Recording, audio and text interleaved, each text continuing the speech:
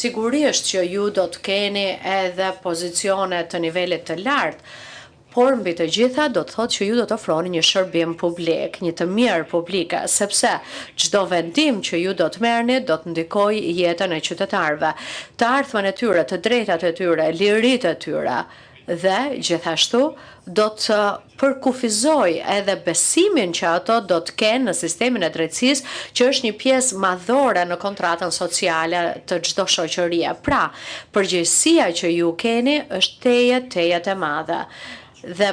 kjo kërkon shumë më shumë se sa njohuri teknike apo ekselencë, kërkon mbi të gjitha edhe këtu edhe një herë përsëris fjalët e Zotit Sadushi, sepse jam shumë dakord me shumë gjëra që ai thotë. Kjo kërkon integritet, ndershmëri, pavarësi, guxim, kuraj, por mbi të gjitha edhe faktin që duhet të jeni vërtet të përulur, sepse, siç e tha sërish Zoti Sadushi, duhet pranoni që ndoshta ndonjëherë edhe ideja juaj e parë, nocioni i parë që ju keni mund të mos jetë ai i drejtë, pra duhet të dëgjoni gjithçka, pra duhet të jeni të përulur, jo arrogant. Dhe më lejoni të them gjithashtu që ndërkohë që Shqipëria ecën përpara në objektiven e saj për të bërë shtet antar, roli i magjistratëve bëhet edhe më i rëndësishëm.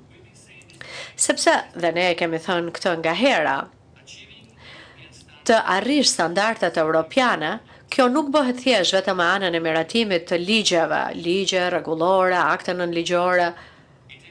por